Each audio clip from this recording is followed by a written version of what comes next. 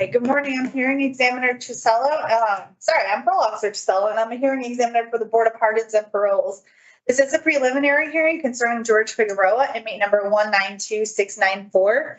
Today is Tuesday, February 18th, 2025, and this hearing is being conducted via video at the Board of Pardons and Paroles Central Office and MacDougall Correctional Institution. Can you please state your full name and DOC inmate number for the record? George Figueroa, 192694. Thank you. This is a public hearing, and public access to this hearing is available via video live stream. Present this morning is Attorney Famiglietti and Parole Officer Huff. Attorney Famiglietti, can you please identify yourself for the record? Good morning. Public Defender Robert Famiglietti of the Parole Revocation Unit. Hello, everyone. Hello, good morning. And Officer Huff, can you also identify yourself for the record, please? Sure. Good morning, everybody. Parole Officer Huff, Hartford Special Management Unit. Thank you. So this is a preliminary hearing which has three purposes under Connecticut law. The first is to determine if there is probable cause to believe you committed an act that violates the conditions of your parole. The second is to determine if the act is sufficiently serious to warrant the revocation of your parole. And the third is to determine if you should be held in prison pending further proceedings. The state, not you, has a responsibility to show that there is probable cause to believe you violated one or more of the conditions of your parole. If I do not find probable cause, I will reinstate your parole, which means releasing you and placing you back on parole supervision. If I find probable cause and determine that the act is sufficiently serious to warrant revocation, you may be held in prison pending further proceedings. You should know that a preliminary hearing is an adversarial proceeding, and anything you say at this hearing can be used against you, and this hearing is also being recorded. The testimony at today's hearing will be taken under oath. So, Mr. Figueroa and Officer Huff, can you both please raise your right hands? Mr. Figueroa is not going to be testifying today, so he doesn't need to swear in. Okay, so Officer Huff, can you please raise your right hand? Yes, ma'am. Do you solemnly swear, solemnly and sincerely affirm, as the case may be, that the evidence you shall give concerning this case shall be the truth, the whole truth, and nothing but the truth, so help you God, or upon penalty of perjury? Yes, I do.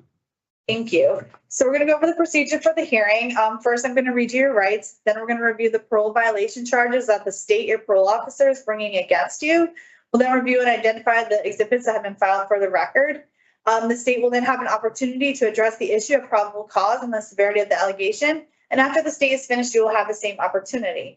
At the conclusion of this hearing, I'll inform you of my findings, which will be based on the available evidence. And that's it. So do you have any questions about the purpose or procedure before we begin, Mr. Figueroa? No, we do not. No. Okay. You do have important rights for this hearing, and I'm going to review them with you now. You have the right to be represented by an attorney, and counsel is here present for you. You also have the right to receive written notice of the charges of violation. Did you receive the written notice? It's a list of the charge, sir. It's just a list of the charges. When they served you at remand, they gave you a list of the two charges, correct? When you were remanded, they gave you a piece of paper within 3 days, correct? Yes. When I came to see you, Figueroa. Yes. Okay. Okay. Great. So then you also have the right to review the evidence against you before this hearing. You have the right to submit evidence in support of your case. You have the right to call and examine voluntary witnesses and to cross-examine adverse witnesses. Do you understand these rights, and are you ready to go forward? Yes. So we're now going to review the charges that the state, your parole officer, is bringing against you and the information underlying each charge. Officer Huff, can you please read the charges that you have brought against Mr. Figueroa? Sure. Charge number 1, no contact with minors. You admitted to having a 4 to 5-year-old female child sleep over at your residence while you were present on December 31st, 2024. This child arrived at your residence the afternoon of December 31st and did not leave until the following morning, January 1st, 2025. At no point in time did you receive permission from your parole officer to have contact of any kind with minor age children. This is in violation of your signed parole conditions of parole, no contact with minors. Charge number 2, problem sexual behavior treatment. You admitted to having contact with your son's girlfriend's daughter during claim time in the Center for Treatment of Problem Sexual Behavior, CTPSB group, on January 9, 2025. Upon further discussion, you stated that the daughter was about 4 to 5 years old and that she slept over your house on the night of December 31st, 2024 and left the morning of January 1st, 2025. This is in violation of your signed CTPSB treatment agreement minor restriction. Thank you. In addition, the state has filed the following exhibits that have been pre-marked. Officer Huff, can you please read the exhibits you have submitted? Sure. Exhibit A, remand to actual custody order. Exhibit B, parole violation report. Exhibit C, notice of parole violation. Exhibit D, parole and community services signed conditions. Exhibit E, CTPSB signed treatment agreement. Exhibit F, email from CTPSB therapist. And Exhibit G, PCS written statement. Thank you. In addition, I've received the following exhibits from the defense, which is Exhibit 1, the Connecticut VOPP Hearing Examiner Death Book, pages 24 to 25.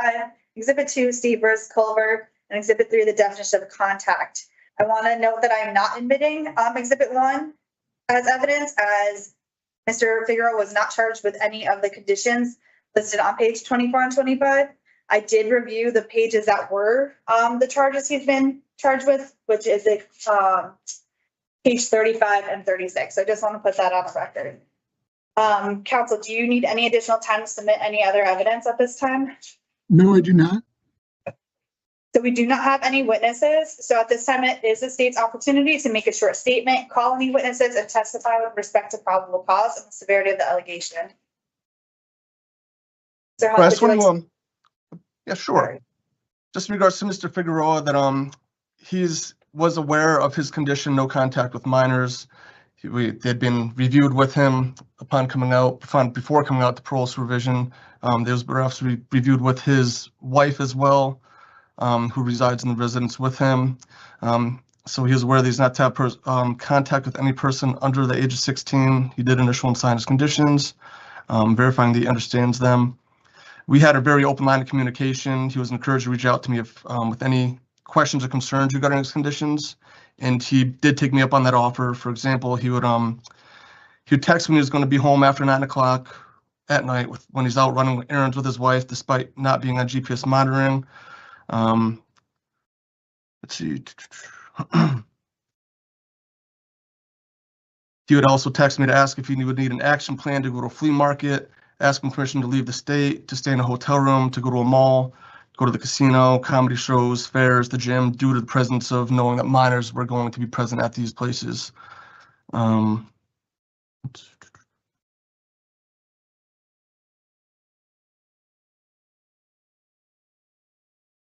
Said in the contact itself is written to kind of differentiate between incidental contact and direct contact, which I'm sure we're going to get into later anyways. But let's see.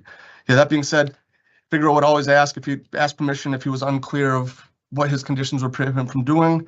And even on New Year's Eve, he even asked permission to share a wine cooler with his wife, so share an alcoholic beverage with his wife. But at no point did he ask me if it was okay to have a little girl sleep over his house. It wasn't until he disclosed in group that his son's girlfriend's daughter had slept over on New Year's Eve when I received an email from the therapist from CTPSB. When I received that email from CTPSB, I actually called Mr. Figueroa to inquire about what that was about.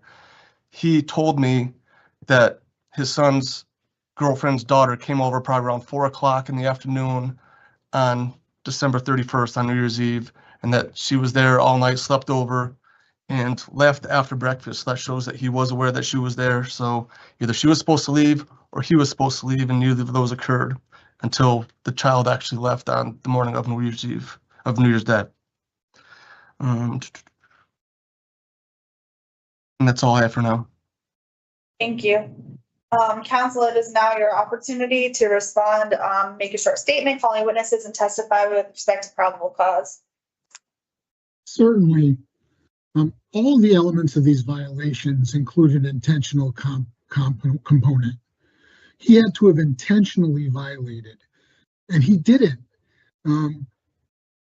I think the testimony of the officer is clear that my client, anytime he thought he might have contact with a minor or potentially violate a condition of his parole, even that day, he contacted and said, "Can I have a wine cooler with my wife?"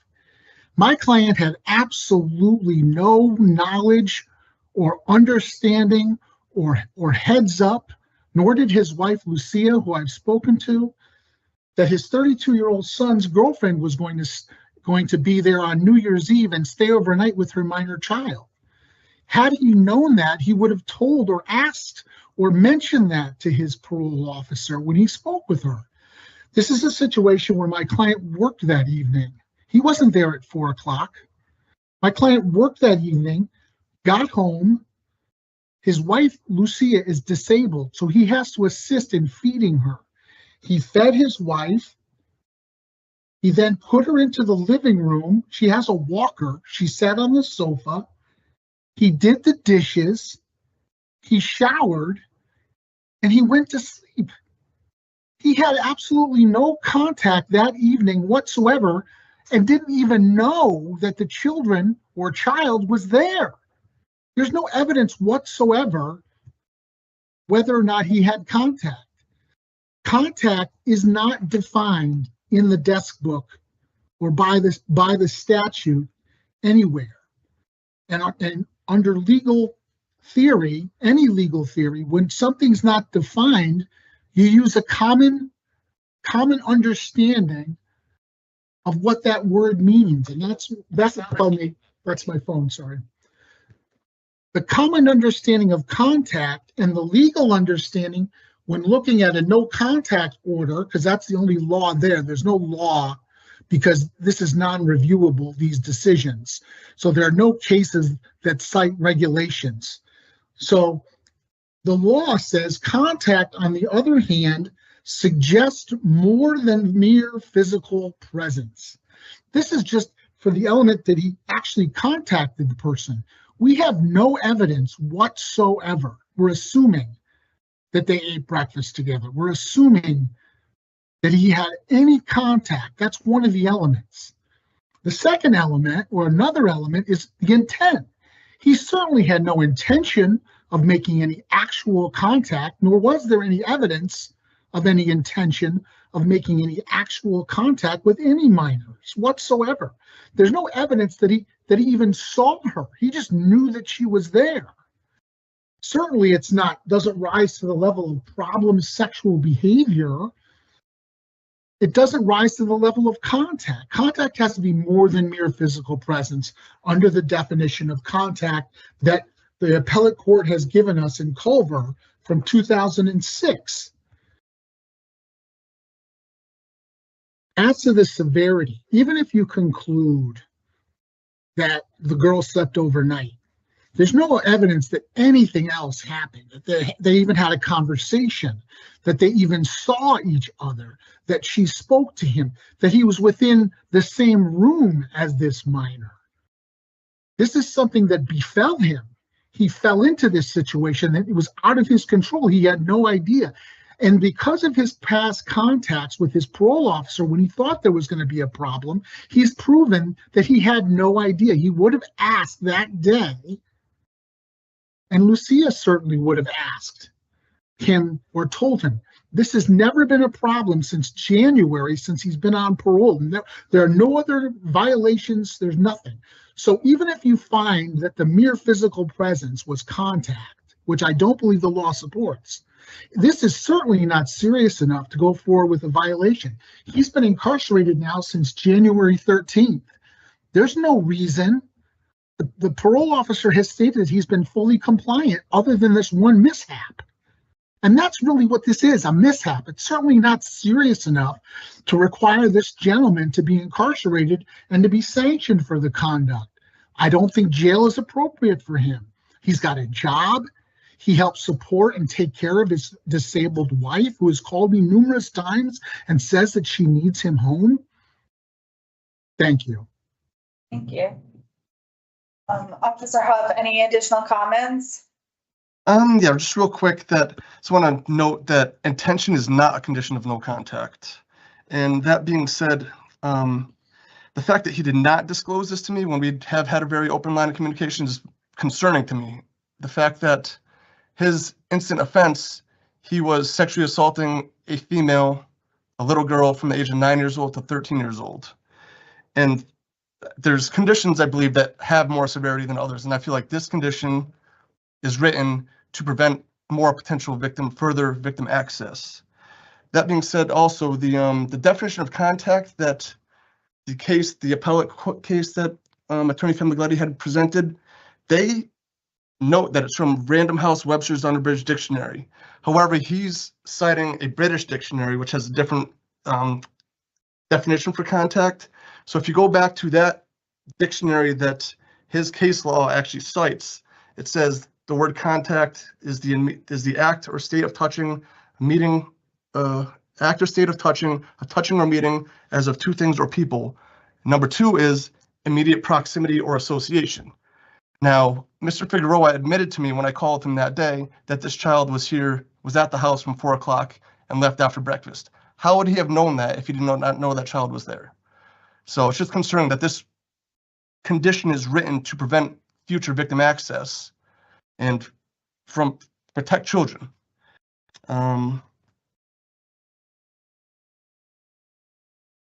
That's all I have for now. Council, any additional statements? Yes, the burden is on the state. The burden is on the state to show that they were in the same place at the same time. There's no evidence to show that they were even in the same room at the same time, that they associated. There's no evidence to say that they even spoke. And he found out the next day from his son that this person had been there. Even if he saw her walking out the door, that's not contact. And even if you find it to be contact, it's certainly not serious enough. We can't just speculate that because she stepped over, they were ever in the same room together, or that he knew when he knew afterwards. And it's not our burden, it's the state's burden to show that they actually associated or they actually met by definition that Mr. Huff just gave.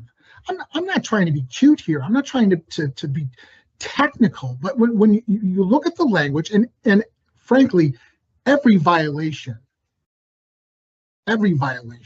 whether it's written as an element or not, requires intent. You have to intend your actions to be found accountable for that. Thank you. Thank you. I'm just going to take a moment. One more thing. Oh, go ahead. Just in regards to, it says the condition specifically addresses incidental contact in the public. And then we have contact as immediate proximity or association, when immediate vicinity would be in somebody's household. Somebody's household that, like, if I'm in charge of that household, I'm in charge of what is in that household for the most part. The fact that he also knew that she was there, and we're going to attack this word contact as it's in legalese. These conditions are not written for, they're written for common understanding. We have people out on parole who have varying degrees of education and whatnot. So it's a common knowledge. It's not meant to be dissected by and written in legalese for, you know, people that pass the bar exam to understand. It's for people, common people to understand. So we can all be on the same page. And I said, I also, you know, encourage Mr. Figueroa to reach out if he did any concerns about that. And the fact that he did not do so is the most concerning part to me. Thank you. Thank you.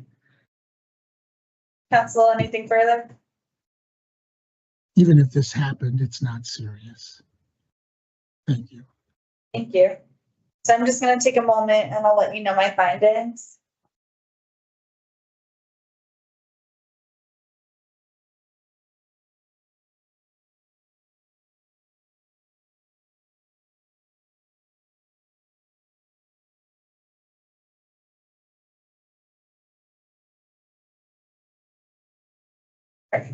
So I am going to make a finding of probable cause on charge number 1, condition of no contact with minors, based on state's exhibits B, D, F, and G.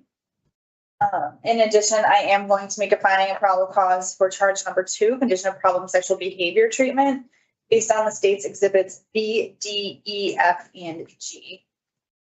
In addition, I am going to find that the act is serious enough to warrant revocation. And I've also determined that you should be detained while you wait a revocation hearing. So the records office at the facility will be informed of this decision. And at your revocation hearing, Mr. Figueroa, myself or another hearing examiner will determine if you violated the conditions of your parole. And if so, the hearing examiner will make a recommendation regarding whether your parole should be revoked and if any sanction should be imposed. So this does conclude the preliminary hearing for George Figueroa. Do you have any questions at this point? No, I just ask that you schedule this hearing as soon as possible. I will note it. And Thank not you. wait 60 days. So I hope we schedule this soon. There was a point in time where at the end of these hearings, when they were technical, we would get a scheduled date. We'd get, okay, we're going to see you in 3 weeks. We're going to see you in this. So I just ask that we try to expedite this so that he doesn't have to sit needlessly in jail. Thank you. Thank you. So this does conclude the preliminary hearing and I'm going off the record. You're all set, Mr. Figueroa. Officer Huff, would you like to be present for the revocation hearing? Please. That's good. All right, thank you. Attorney Famiglietti, I will see you in 25 minutes, okay? Certainly. I don't know why I did my scheduling the way I did, but I did. Thank you, everybody. Have a good day. Thank you. Have a good day.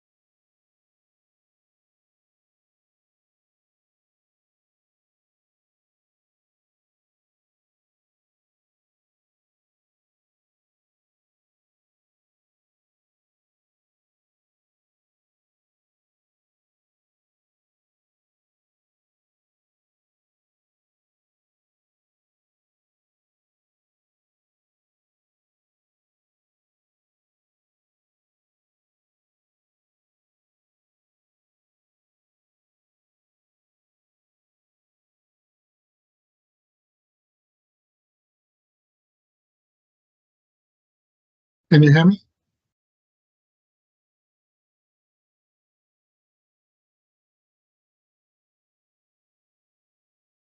Hi. Did you have a good Okay. long week? Did you have a nice long weekend? I did. I took off Thursday and Friday and made it even better.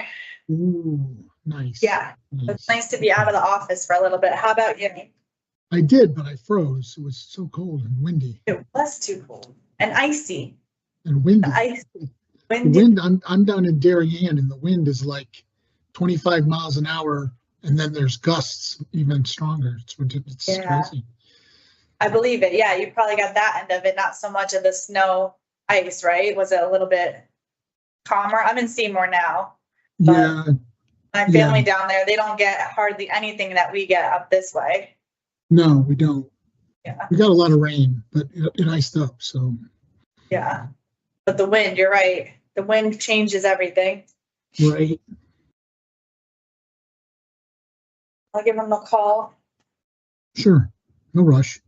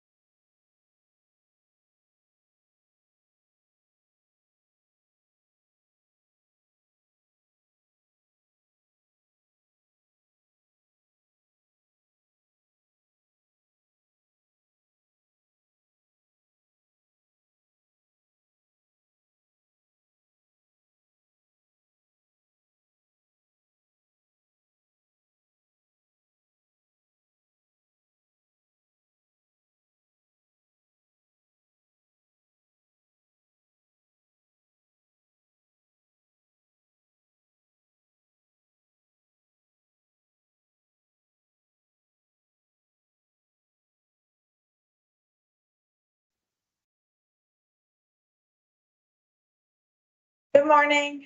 Good morning. How are you today? I am fine. Good. Can we start with Mr. Ortiz, please? Okay. And Great, then thank Tim? you. Yeah, that'd be perfect. Okay. Yeah, thank you. Thank you.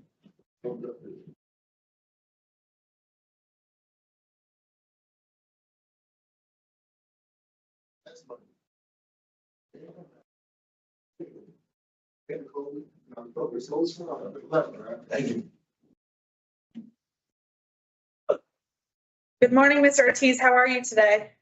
Good morning, I'm okay, thank you. Good. So we can't start until exactly 9:45, so we have about 4 minutes, okay? Okay. So just hang Morning, tight. Mr. Ortiz. Sorry. Morning. Yeah.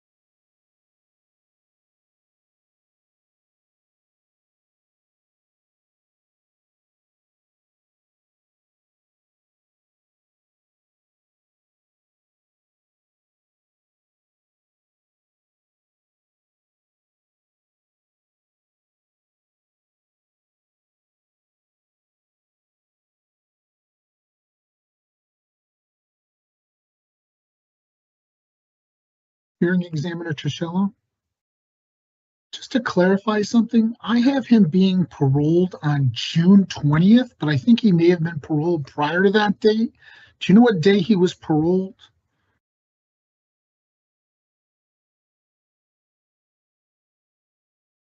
So I have that his special parole started Yep. December of 23rd, 2021. Okay, Does that sound right? And he was most recently released November 6th, 2024. November 26th. Thank you. 6, just 6, November 6th, November 6th of 24. Okay, thank you. That helps. No, it's got to be before then. Maybe So in he was- November 6th of 23. Oh, yeah, you're right. Hold on. Oh, that's not him. Okay, Hold on, we'll double check. So I have that he was reinstated, sorry, October 31st, 23. thank you. That date. That makes the date, one of the dates makes sense. Otherwise, it wouldn't have made sense. Thank you. Oh, yeah, you're absolutely correct. Thanks. Thank you. Thank you. 11/6. We're getting into it. That was his return date, just FYI that I said, but yeah, so October 31st, 2023.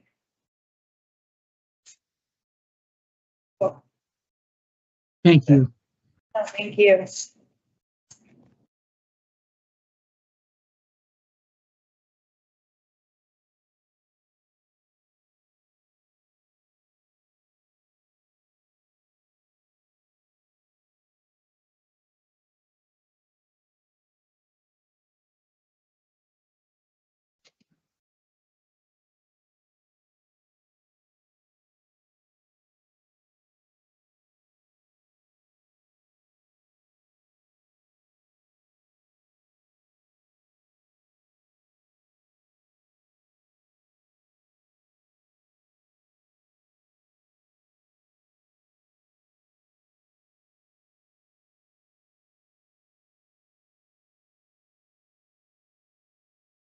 Good morning. I am Parole Officer Tricello, a hearing examiner for the Board of Pardons and Paroles, and this is a revocation hearing concerning Abner Ortiz, inmate number 293195.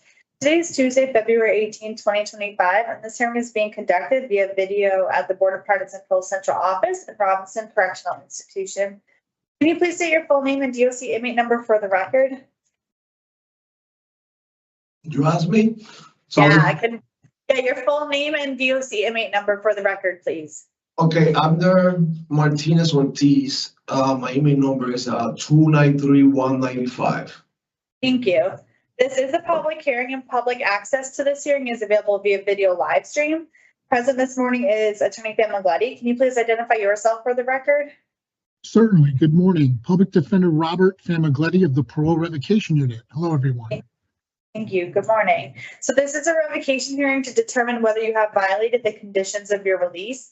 I will review and make findings of facts as to each of the charges against you. The state, not you, has the responsibility to prove the allegations by a preponderance of evidence. That is, the better or weightier evidence must establish that more probably than not the allegation is true. If I do not find that there's a preponderance of evidence to support a violation of one or more of the conditions of your parole, I'll reinstate your parole, which means releasing you and placing you back on parole supervision. If I find that you have violated one or more of the conditions of your parole, I will consider whether or not your parole should be revoked. And if I recommend a revocation, I will make a recommendation as to the appropriate sanction. The recommendation will be given to a panel for a final decision. And if the panel wishes to impose a sanction beyond my recommendation, a supplemental hearing will be provided to justify additional confinement. You should know that a revocation hearing is an adversarial proceeding, and anything you say at this hearing can be used against you. Counsel, can I swear in your client? Yeah, okay. So today's testimony will be taken under oath, Mr. Ortiz, so can you please raise your right hand? Do you solemnly swear, solemnly and sincerely affirm, as the case may be, that the evidence you shall give concerning this case shall be the truth, the whole truth, and nothing but the truth, so help you God, or upon penalty of perjury? Yes. Thank you. So we're going to go over the procedure for the hearing today. So first, you can put your hand down. You're all set. Thank you. We're going to go over your rights, and then we're going to review the parole violation charges that the state, your parole officer, is bringing against you. We'll then review and identify the exhibits that have been filed for the record. The state is not present at today's proceedings. However, you'll have opportunity to present any relevant testimony and any relevant documents. After considering all the evidence presented, I will announce my findings. And if I find that you have violated one or more of the conditions of your parole, you'll have an opportunity to speak to your background and history. Do you have any questions about the purpose or procedure before we begin? No. Okay. I couldn't. Can you say no out loud one more time, Mr. Ortiz? I couldn't hear you. You heard me now? Oh, yeah. Okay, perfect. Thank you. Yeah, I just want to make sure the audio is working. Okay. So you do have important rights for this hearing, which I'll review with you now. You have the right to be represented by an attorney and counsels here present for you. You have the right to receive written notice of the charges of violation. Did you receive the written notice? You received that Yes. document? Yeah. Yes, Perfect. yes. You also have the right to review the evidence against you before this hearing. You have the right to submit evidence in support of your case. You have the right to call and examine voluntary witnesses, and you have the right to cross-examine adverse witnesses. Do you understand these rights, and are you ready to go forward? Yes. Perfect. So we're now going to review the charges that the state, your parole officer, is bringing against you, and the underlying information for each charge. So on charge number 1, condition of GPS, the charging officer reported that on the following dates and times you failed to charge your GPS unit in accordance with your signed GPS monitoring agreement, resulting in a full shutdown of the device. 6/25/2024 from 8:55 a.m. to 2:12 p.m. 6/26/2024 from 4:58 p.m. to 6/27/2024 at 1:09 a.m. 6/28/2024 from 10:51 p.m. to 6/29/2024 to 2:34 a.m. 7/2/2024 from 7:29 p.m. to 7/3/2024 at 2:56 a.m. The following dates and times you have failed to charge your GPS unit in accordance with your signed GPS agreement, monitoring agreement, resulting in a full shutdown of the device. 7/8/2024 from 1:21 a.m. to 6:28 p.m. 7/10/2024 from 4:02 p.m. to 9:06 p.m. and 7/12/2024 at 11:23 a.m. to 10:03 p.m.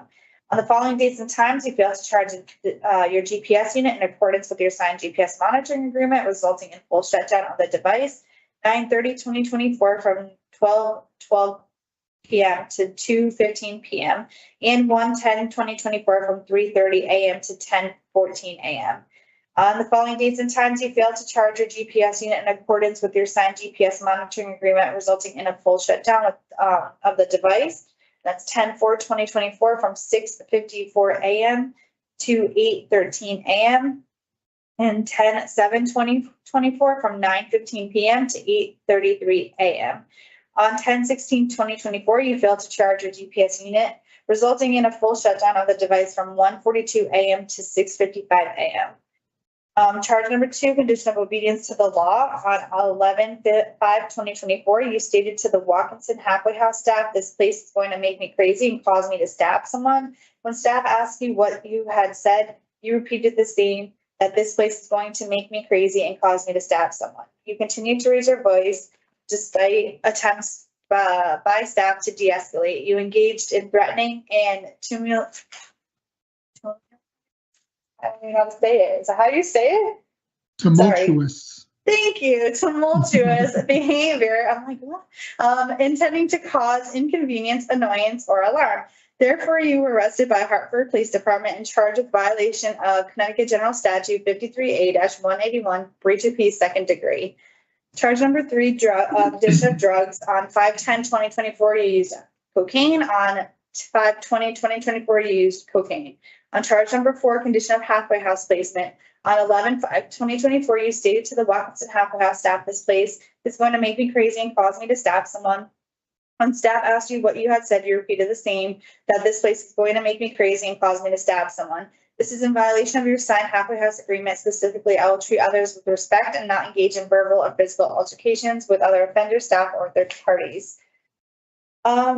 In addition, the state has filed the following exhibits pre-marked for identification purposes. So that's Exhibit A, the notice of parole violation. Exhibit B, the notice of parolee rights. Exhibit C, the remand to actual custody order. Exhibit D, the PCS signed conditions. Exhibit E, GPS monitoring agreement. Exhibit F, voluntary drug admission. Exhibit G, the offender misconducts. Exhibit H, the voluntary drug admission. Exhibit I, offender misconducts.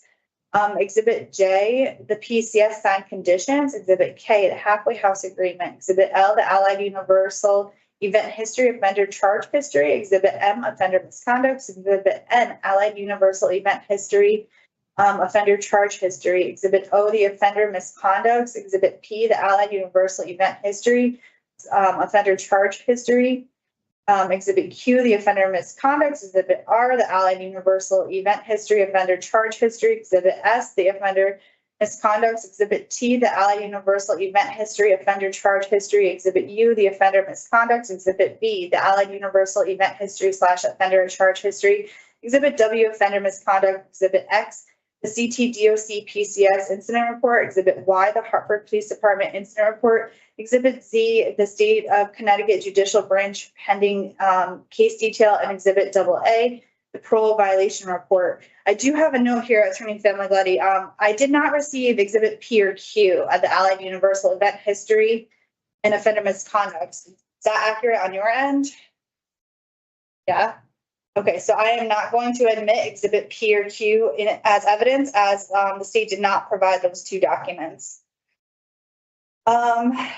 In addition, the state filed an addendum that was submitted to the parole violation report that was submitted on January 28th, 2025, and that's also admitted into evidence. Let me just make note of it over here, sorry. Exhibit P and Q not admitted. So yes, the addendum was submitted on January 28th, 2025, and it reads as follows.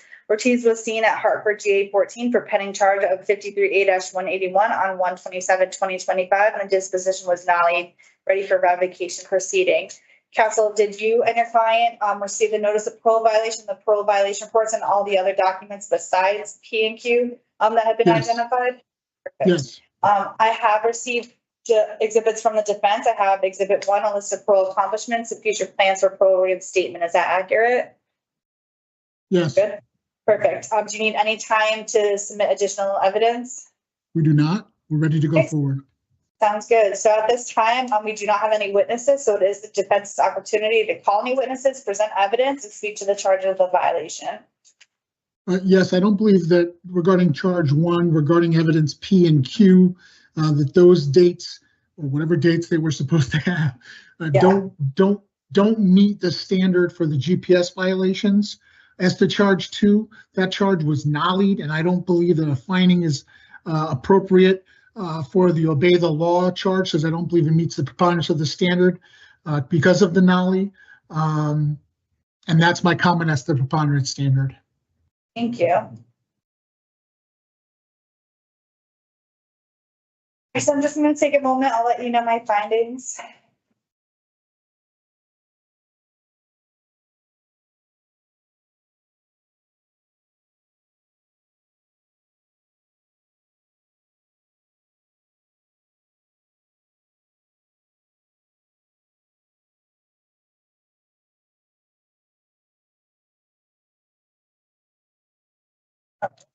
I just want to clarify, I went back to look, so it's not that, not admitting, yeah, I'm just not gonna admit them. All right, I'm gonna move forward. So on, charge number 1, The condition of GPS. Mr. Ortiz, I do find that you violated the condition based on the evidence provided in support of the charge, and that's exhibits D, E, J, L, M, N, O, R, S, T, exhibits U, V, W, and double A. And then for charge number 2, although I do know that the court did not like the charge, I don't believe it negates Mr. Ortiz's behavior on 11/5/2024. Therefore, I am making a finding of obedience to the law based on the state's exhibits D, J, X, Y, Z, and double A. Charge number 3, I finally violated the condition of drugs based on the evidence provided in support of the charge, which is exhibits D, J, F, G, H, G, and double A. And for charge number 4, I also finally violated the condition of halfway house placement based on state's exhibits D, J, K, X, Y, and double A. So that does conclude the fact-finding portion of this hearing. Before I make my recommendation, you will have an opportunity to speak to your background and history. So at this time, would counsel like to make a statement? Yes. He was on parole for approximately 1 year. And the first violation in charge 3, the 2 positive urines within May, were about 9 months ago, and he received inpatient treatment at App Foundation, completed that successfully for 28 days. Then for 12 weeks, he was in an IOP program, and he was in relapse treatment for 2 months after that. So I think that that's been satisfactorily sanctioned and taken care of, especially since from May, he's had no other positive urines, and those were grouped together. Although he made a finding as to charge 2 and 4, talking about the quote, threatening and tumultuous behavior. He wasn't charged with threatening. This wasn't a specific threat. It was him basically spouting off his frustrations. It was nollied. No persons were harmed. No persons were felt threatened whatsoever. And it was nollied. My client is 49 years of age. His PO is leaving the jail portion of this up to the board, no specific recommendation, and then recommended anger management treatment. He's going to get that in the community, not in jail. He's been incarcerated now 3 to 4 months. He's 49. He has 3 adult children, ages 28, 25, and 19. His family resides in Puerto Rico, his mother, sister, and nieces, who are his support. He obtained his GED in Puerto Rico some 25 years ago, in 2000. He has an excellent work history, which I think is going to explain some of those GPSs being down. He was working in the Amazon fulfillment warehouse in Windsor for 8 months. And then immediately following that, and at the time of his remand, he was working for a month and a half at AD USA in Manchester, and he can return to that job. He participated in RSD, inpatient substances, IOP, as I stated before. He suffers from diabetes, high blood pressure, and currently has a lung issue that's troubling him, so he needs to be in the community to take care of that. He's also participated in New Thoughts program twice weekly, Mondays and Fridays, which is facilitated by his correctional counselor, Alicia. He reported medical compliant also while incarcerated. He wishes to be placed in a halfway house in Hartford, wishes to return to school to study, and he can return, as I stated, to that AD USA job. I don't think any of these violations are sufficiently serious enough to require further incarceration. Although this is his second violation, he's been out since 10/31/23 with minimal problems. The majority of this conduct that was read out were some number of hours that his battery was down. He never left the facility. He never was AWOL. And the worst, I guess, the charge that was nollied was just him being frustrated. Never harmed anyone. So we'd ask that he be released at the shortest possible date. Thank you for your time and consideration. A lengthy sanction is not appropriate here. Thank you. I'm going to take a moment to let you know my recommendation.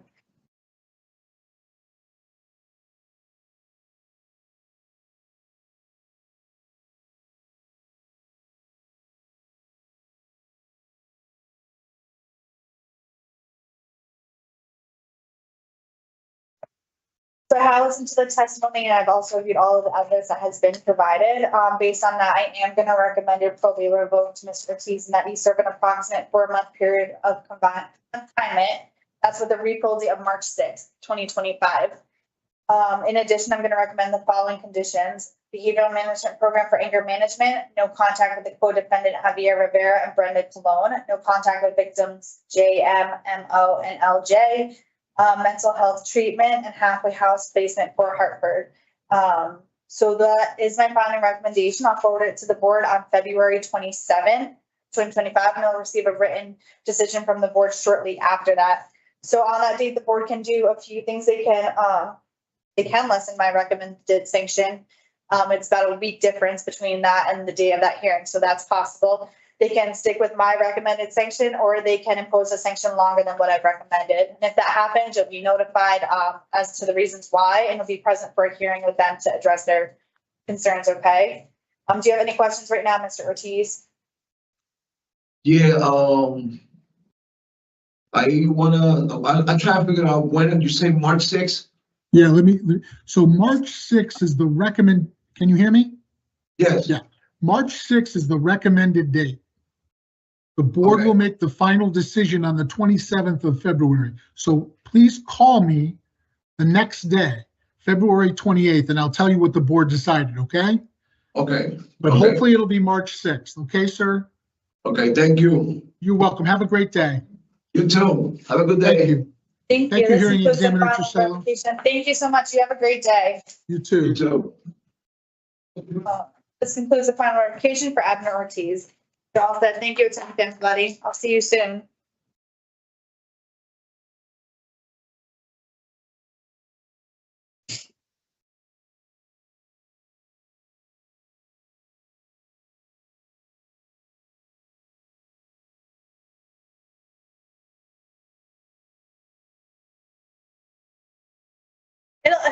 Go back. It'll come to you.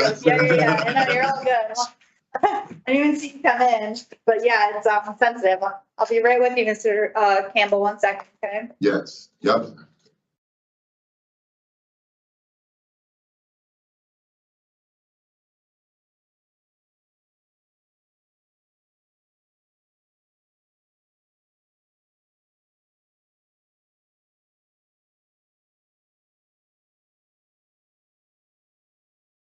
Okay, so good morning. I'm Parole Officer Trisella. I'm a hearing examiner at the Board of Pardons and Paroles.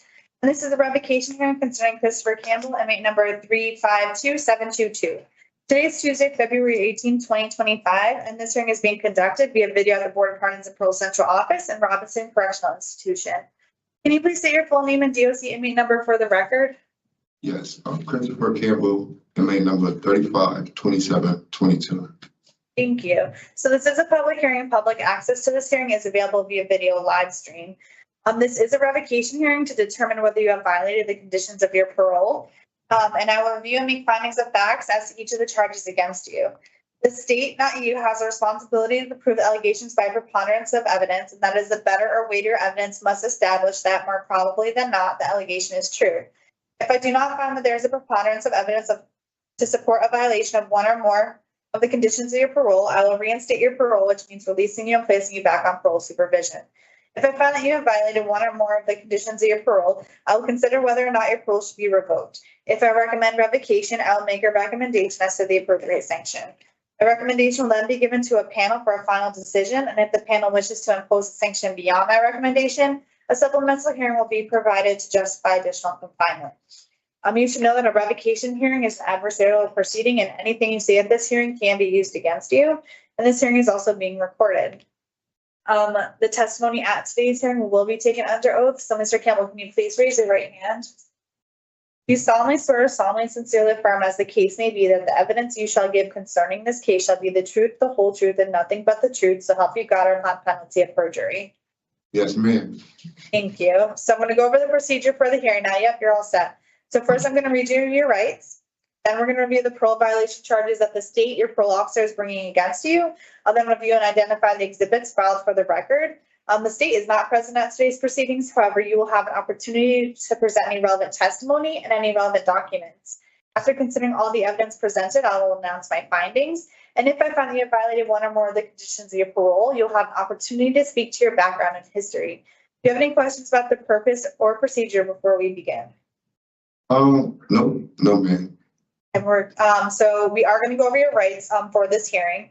So the first right you have is you have the right to be represented by an attorney. You may hire your own attorney, and if you cannot afford an attorney, you may qualify for an appointed attorney to represent you. Were you informed that attorney can represent you today? Yes. Are you looking to seek counsel for today's proceedings? No, ma'am. So just to confirm, you are willing to move forward today without legal representation? Yes. You also have the right to receive the written notice of the charges. Did you receive that written notice? Yes. Perfect. You also have the right to review the evidence against you before this hearing. You have the right to submit evidence in support of your case. You have the right to call and examine voluntary witnesses and to cross-examine adverse witnesses. Do you understand these rights and are you ready to go forward? Yes. So we are now going to review the charges that the state your parole officer is bringing against you and the information underlying each charge. So for charge number 1, condition of GPS, the charging officer reported that when you were released to supervision, you signed the GPS agreement form. You have violated this agreement multiple times. On 6/27/24 from 1:04 a.m. to 11:07 a.m., you had the GPS shut down due to failing to charge your GPS for 2 hours as instructed. On 7/26/2024 from 8:38 p.m. to 7/27/2024 at 6:14 a.m., you had the GPS shut down due to failing to charge your GPS for 2 hours as instructed. On 7/27/2024 from 10:39 p.m. to 11:30 p.m., you had a GPS shutdown due to failing to charge a GPS for 2 hours as instructed. On 8/7/2024, you were not home for your GPS curfew of 11 p.m. and stayed out all night at a motel. On 11/23/2024, from 12:06 p.m. to 1:30 p.m., you had a GPS shutdown due to failing to charge your GPS for 2 hours as instructed. On 11/24/2024, from 9:52 p.m. to 10:18 p.m., you had a GPS shutdown due to failing to charge your GPS for 2 hours as instructed. On 11/23/2024 and 11/26/2024, you tampered with your GPS by shielding the unit in an effort to block this PO from seeing where your whereabouts were and subsequently violating your GPS curfew. You are in violation of the GPS treatment agreement form. On charge number 2, condition of behavioral management program, the violation details state that on 11/5/2024, you were unsuccessfully discharged from the Explore DB program due to having unexcused absences on 7/29/24, 10/1/24, 10/29/24, and 11/5/2024. The evidence that the state submitted was already identified at the preliminary hearing, and that all remains the same, and I have not received any additional evidence. So just to confirm one more time, Mr. Campbell, you did receive the parole violation notice, the violation report, and all the other documents that have been identified? Yes. And you have been able to review them, correct? Yes. So I just did not receive any exhibits from you. Is that accurate? Yes. Do you need any time to submit any evidence for today's hearing? No. So at this time, we do not have witnesses, so it is your opportunity to respond to the violation charges against you. However, remember that you do have the right to remain silent if you choose to do so. Also, I do remember our conversation at your preliminary hearing. So anything you'd like to add about the charges that have been brought against you? No, because I admitted to my wrongs and I did step up. But I would like to add, the housing people giving me to the end of this month to keep my apartment. And I've been out of trouble this whole time. No write-ups, no tickets, and no fights, no fighting. And like I said, I admitted to everything in the first hearing. I admitted to my wrongs, and I'm still standing on that because I did mess up. And that's it. That's it. I am going to take a moment and I'll let you know of my findings.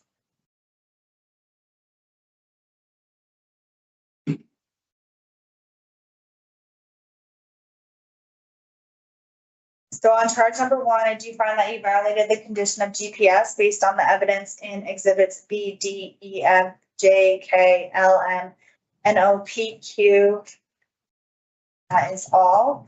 And on charge number 2, I also find that you violated the condition of behavioral management program based on the evidence provided in exhibits B, D, and G. So that does conclude the fact-finding portion. Before I make my recommendation, you will now have the opportunity to speak to your history and background. So you mentioned housing. You have your own apartment? Yes. I had somebody reach out for me, and they told that person to relay the message to me because I thought I was I thought my hearing was gonna be on the 24th. That's what they said. I didn't. I just got it.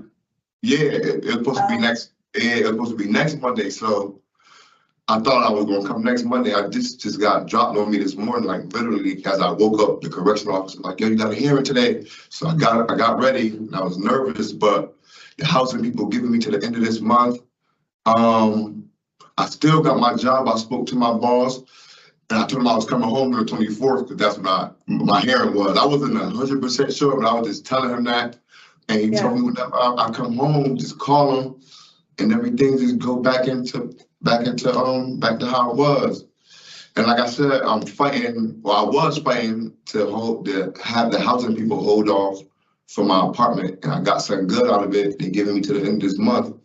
And they said when I get out, I gotta get on it that same day because they're giving me till the 29th. So, but that's because I thought I was coming home. My hearing was on the 24th, but Yeah. they. Where is your house? Where's your apartment? What's that? Waterbury, Connecticut. Waterbury? And I'm from Hartford. Do you have the address for your house? Yes, Where is- 43 Central Avenue, apartment 201. Second floor. And where are you working? What's your job? At Temp Bear, it's a temp agency. You can find it on Indeed. It's called Temp Bear. But me and my boss so locked in, it feels like a real 9 to 5 because he calls me every day. What where's that out of Waterbury also? Yes, it's a warehouse in Waterbury.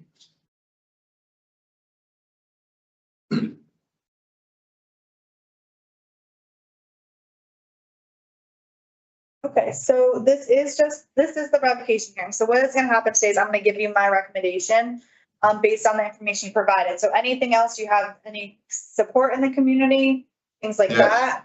Yes, I have a lot. Yes, I have a lot of support, honestly. Good support system, okay. Yes.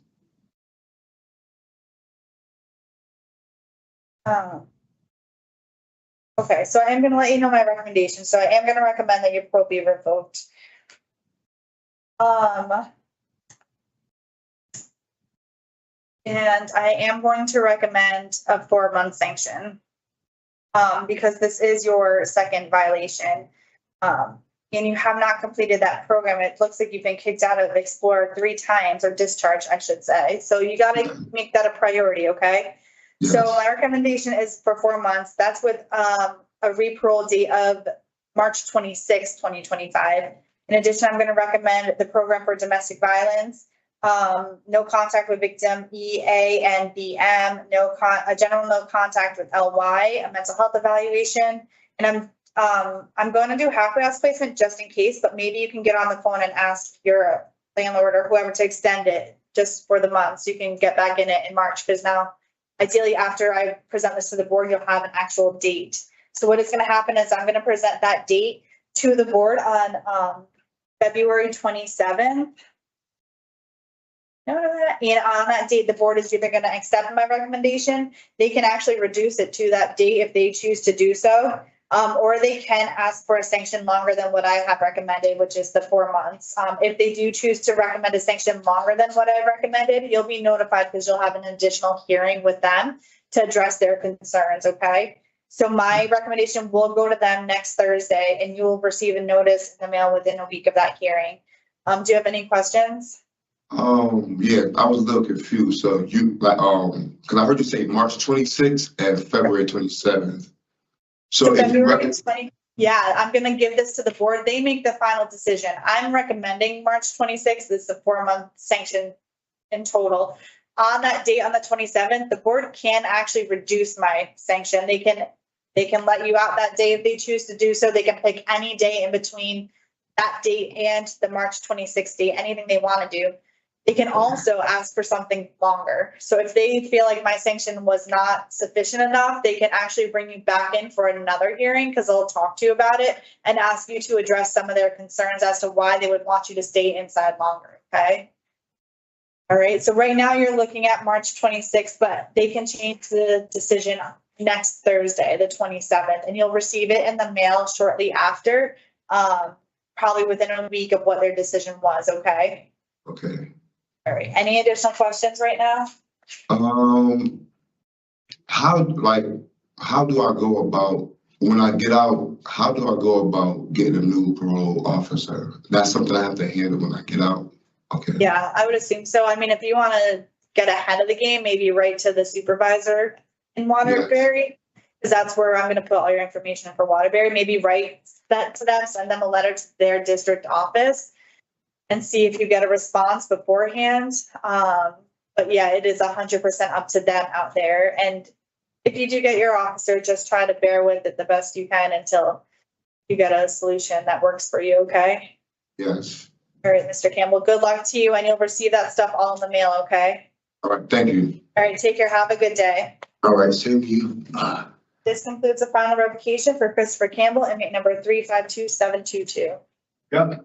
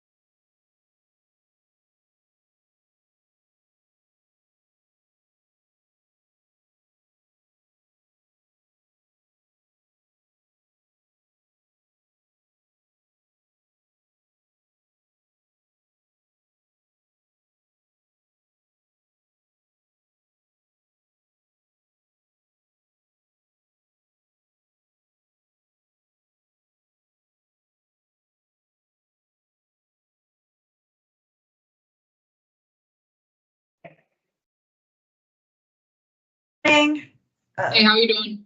Great, how are you? Doing all right. So I Mr. think we Bookie's just, gonna be on his way down in just a minute for you guys, okay? perfect, sounds good, thank you. No problem.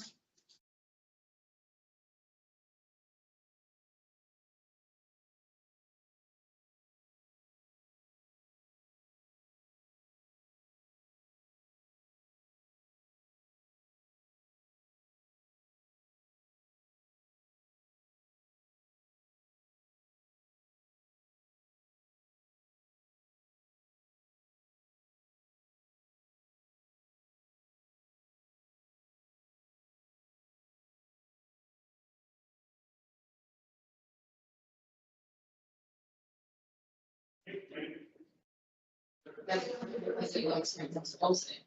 And not that they're out there together. He must have said something, somebody, but they keep calling here, so trying to give me most of them.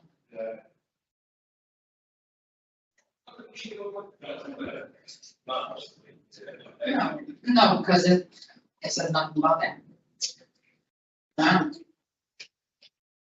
It's not a big deal. I mean, it's gonna be what it's gonna be. If they have the money and they really. They all said. Or I'm gonna put her. I'm both. Yes, you can.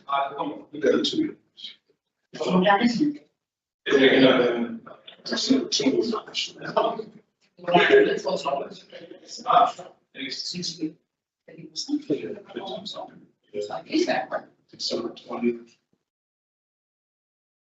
Yeah, we should have to wait that was something. Where's it goes? I'm happy. You're all set. All right, have a good day. So, I see you.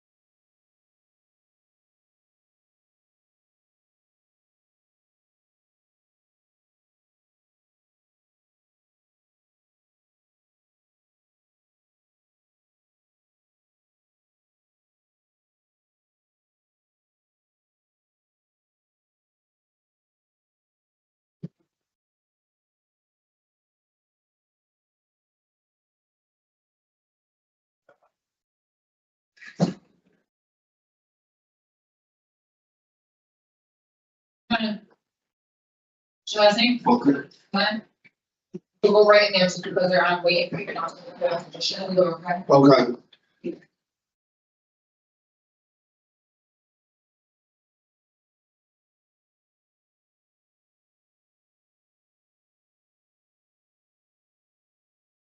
Good morning, Mr. Booker. Good morning. So good morning, I'm Parole Officer Trisella. I'm a hearing examiner for the Board of Pardons and Paroles. And this is a revocation hearing concerning Justin Booker, inmate number 395936. Today is Tuesday, February 18, 2025, and this hearing is being conducted via video at the Board of Pardons and Paroles Central Office and Haven Correctional Center. Can you please state your full name and DOC inmate number for the record? Justin A. Booker, 295936. Thank you. So this is a public hearing and public access to this hearing is available via video live stream. Present this morning is Attorney Dean. Attorney Dean, can you please identify yourself for the record? Yes, Hannah Dean on behalf of Mr. Booker. Good morning, sir. Thank Good you. morning. This is a revocation hearing to determine whether you have violated the conditions of your release. I will review and make findings of facts as to each of the charges against you. The state, not you, has a responsibility to prove the allegations by a preponderance of evidence, and that is the better or weightier evidence must establish that more probably than not, the allegation is true. If I do not find that there is a preponderance of evidence to support a violation of one or more of the conditions of your parole, I'll reinstate your parole, which means releasing you and placing you back on parole supervision. If I find that you have violated one or more of the conditions of your parole, I will consider whether or not your parole should be revoked. And if I recommend revocation, I will make a recommendation as to the appropriate sanction.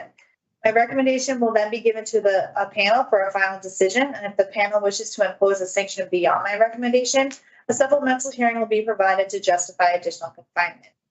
You should know that a revocation hearing is an adversarial proceeding, and anything you say at this hearing can be used against you. This hearing is also being recorded. The testimony at today's hearing will be taken under oath. So, Mr. Booker, can you please raise your right hand? You solemnly swear, solemnly and sincerely affirm, as the case may be, that the evidence you shall give concerning this case shall be the truth, the whole truth, and nothing but the truth, so help you God, or upon penalty of perjury. I do. Thank you. So we're going to go over the procedure for the hearing. First, I'm going to read you your rights. Then we're going to review the parole violation charges that the state, your parole officer, is bringing against you. I'll then review and identify exhibits filed for the record. The state is not present at today's proceedings. However, you will have an opportunity to present any relevant testimony and any relevant documents. And after considering all the evidence presented, I will announce my findings. If I find that you have violated one or more of the conditions of your parole, you'll have the opportunity to speak to your background and history. Do you have any questions about the purpose or procedure before we begin? No, I don't. I'm going to go over your rights for today's hearing. First is you have the right to be represented by an attorney and counsel here present for you. You also have the right to receive written notice of the charges of violation. Did you receive the written notice? Yes. You were able to review it? Yes. Perfect. You also have the right to review the evidence against you before this hearing. You have the right to submit evidence in support of your case. And you have the right to call and examine voluntary witnesses and to cross-examine adverse witnesses. Do you understand these rights and are you ready to go forward? Yes, I do. So I'm now going to review the charges that the state, your parole officer, is bringing against you and underlying information for each charge. So for charge number 1, condition of reporting, the charging officer reported that on 10/25/2024, your parole officer spoke with you on the phone and you were directed to report to the Waterbury Parole Office on 10/29/2024 at 11 a.m. You failed to report to your parole officer as directed on, did I say the wrong date? 10/29/2024. Did I say that first? Sorry, it's all right there. But on October 29th, 2024, you failed to follow your parole officer's instructions. Subsequently, you were in violation of parole condition number 1, release direction. On charge number 2, condition of GPS, the charging officer reported that on 8/6/2024, you were placed on GPS and signed the GPS monitoring agreement. On 10/30/2024, your GPS died and you never charged it again. Last GPS point was at 12:03 p.m. on 10/30/2024. You failed to follow the GPS agreement. Your whereabouts are unknown at this time. Subsequently, you are in violation of parole condition number 1, release direction. On charge number 3, condition of drug testing, the charging officer reported that on 10/16/2024 and 10/25/2024, you tested positive via mouth swab for cocaine and THC. On 10/29/2024, you admitted to your parole officer via text message that you were using drugs. Subsequently, you were in violation of parole condition number 1, release direction. On charge number 4, condition of program participation, on 8/6/2024, you were placed in the REACH program that offers you free housing. On 11/12/2024, you were unsuccessfully discharged from REACH due to a positive drug screen meeting with your case manager as directed and failing to reside in your parole approved residence. Subsequently, you are in violation of parole condition number 1, release direction. Charge number 5, condition of residence. On 10/30/2024, you failed to return back to your parole approved residence. On 11/12/2024, REACH successfully discharged you from the program, meaning you no longer had an approved parole residence to live. Subsequently, you are in violation of parole condition number 1, release direction. Charge number 6, condition of absconder. On 10/30/2024, your GPS died at 12:03 p.m. and never was charged again. You failed to report to your parole officer on 10/29/2024 as directed. You failed to live in your approved reach residence as of 10/30/2024. Your whereabouts were unknown. Subsequently, you were in violation of parole condition number 1, release direction. And on charge number 7, condition of drugs, the charging officer reported that on 10/16/2024 and 10/25/2024, you tested positive via mouth swab for cocaine and THC. On 10/29/2024, you admitted to your parole officer via text message that you were actively using drugs. Subsequently, you are in violation of parole condition number 2, obey all laws. The state has also filed the following exhibits that have been, that I have remarked for identification purposes. So I have Exhibit A, parole conditions, Exhibit B, GPS monitoring agreement, Exhibit C, remand to actual custody, Exhibit D, notice of parole violation, Exhibit E, the parole violation report, Exhibit F, the monthly progress report from REACH, and Exhibit G, the discharge summary report from REACH. The state has also filed an addendum to the parole violation report, and they did that on December 30th, 2024. That's also admitted into evidence, and it reads as followed. In reference to the parole violation report submitted by P.O. Fortuna regarding Booker Justin number 295936, the following applies. On 11/26/2024, the Board of Parole issued a warrant based on the report declaring the offender an absconder from special parole supervision. On 12/6/24, the case was transferred to the Fugitive Investigations Unit. On 12/30/24, P.O.'s Cristiello and Letieri apprehended the offender walking down the street in Waterbury, Connecticut. The offender was transported to New Haven Correctional without incident. Parole officer Cristiello served Booker his parole violation notice and parole rights at New Haven Correctional Center, and the signed notice was scanned into case notes. Counsel, did you and your client receive the notice of parole violation, the parole violation report, and all the other documents that have been identified? Yes, we did. And then I also did receive an exhibit from the defense. That's Exhibit 1, the list of parole accomplishments and future plans for parole reinstatement. Is that accurate? Okay. Do you need any additional time to submit any other evidence? We do not. So there are no witnesses at this point. So it is the defense's opportunity to call new witnesses, present evidence, and to speak to the charges. Thank you so much. So as to charge 1, 4, 5, and 6, I don't have any specific comments. I do just want to note this was an unfortunate situation. I spoke with my client. He was struggling with relapse due to not receiving his methadone over the weekend. He did experience some at first withdrawal-like side effects.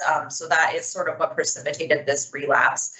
As to charge 2, GPS, I would argue the standard has not been met for that charge. The map that was included with Exhibit G was not listed on the notice provided to my client, but regardless, the map alone, in addition to the other submitted evidence, don't show that my client was necessarily in violation of the GPS agreement. The map doesn't include any info such as whether there was a low battery or anything of that nature. And in fact, my client does report that when he was apprehended by police, he actually still had the GPS device on him. His backpack that was containing his phone and charging device was stolen, so he was unable to charge it. However, at no point was the strap tampered with, at no point was the GPS removed.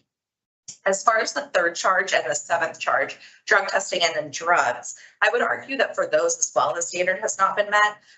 We don't have any labs that actually show the results of that mouth swab in evidence, nor do we have the alleged text messages where my client supposedly made the submission. All we have in evidence is the program report, which just generally notes a positive, but doesn't include any additional information. So I think for that, the evidence is sufficient, and there should be no finding on charges 3 and 7. Those are my comments as to the charges. At the appropriate time, I would also like to remark on his background and future plans. Thank you. Thank you. So just gonna take a moment and I'll let you know my findings.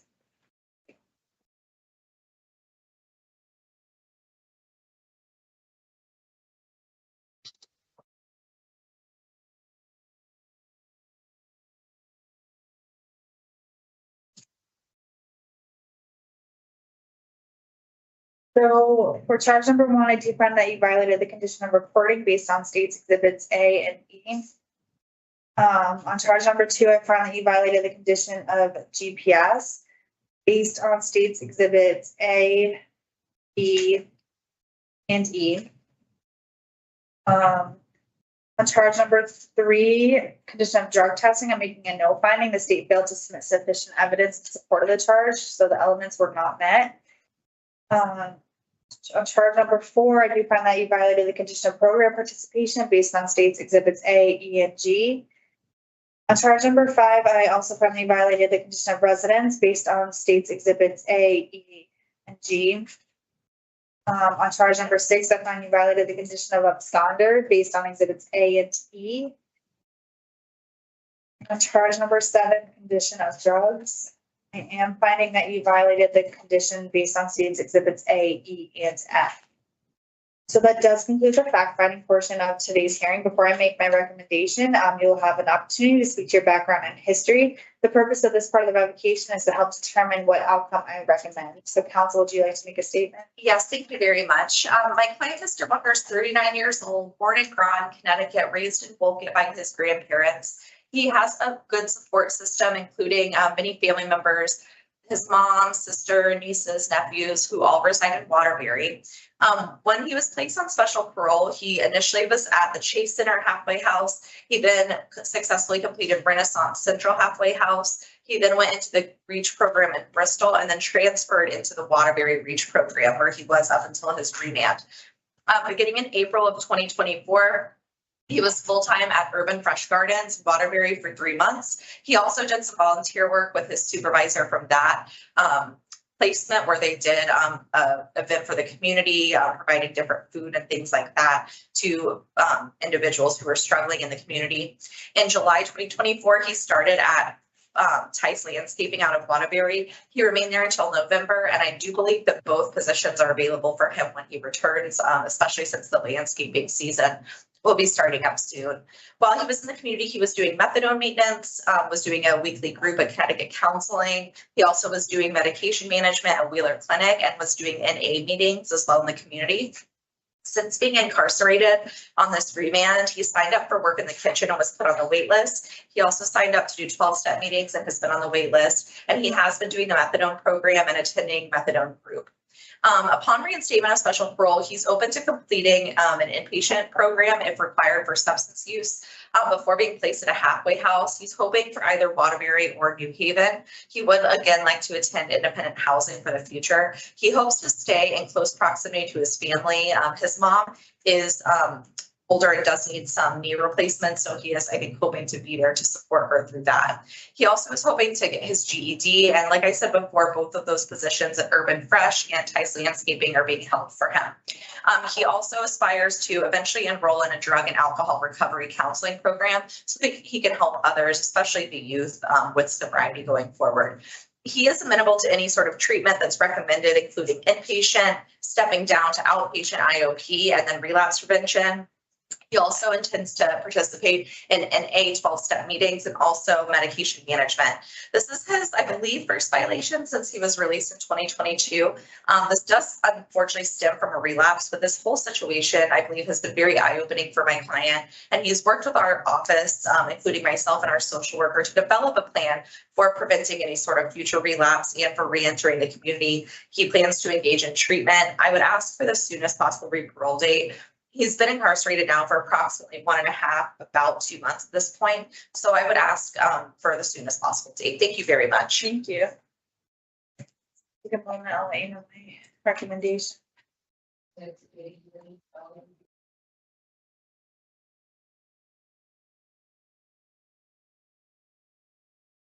So I listened to the testimony today. I've also reviewed all the evidence that was submitted. And with that, I am going to recommend that your parole be revoked, that you serve an approximate 3-month sanction. That's with the re-parole date of March 30th, 2025. In addition to that recommendation, I'm going to recommend the following conditions: behavioral management program for anger management, no contact with the co-defendant Jennifer Blackmere, no contact with the victim MS, mental health treatment, and halfway house placement. My findings and recommendation will be sent to the board on February 27th, 2025, and you'll receive a written notice from them shortly after that date. So on that date, what the board can do is they can either lessen my recommended sanction, they can adopt it, or they can actually request that they meet with you for a supplemental hearing if they want to do any additional confinement from that March date. If that does happen, you will be notified, Attorney Dean will be notified, there'll be a hearing held that you'll just answer their concerns, okay? Mr. Booker, if you want to call my office on the 27th, one of us will be able to let you know what the board decides, okay? Okay. Do you have any questions Sounds right good. now? Huh? Do you have any questions? No, what was the date again? March The re-parole date is March 30th. 30th, okay. Just try to that's work it. with your officer though, get into a program. If you Okay. really set up a good plan, try to get some help out there, okay? Yes, All right. yes, I appreciate it. Thank you, have a good Thank day. you. You're all Yeah, set, Mr. Booker. This includes a final revocation for Justin Booker, MA 295936. You're all set. all right, have a good day. Take care. Have a good day. Yeah. Thank you.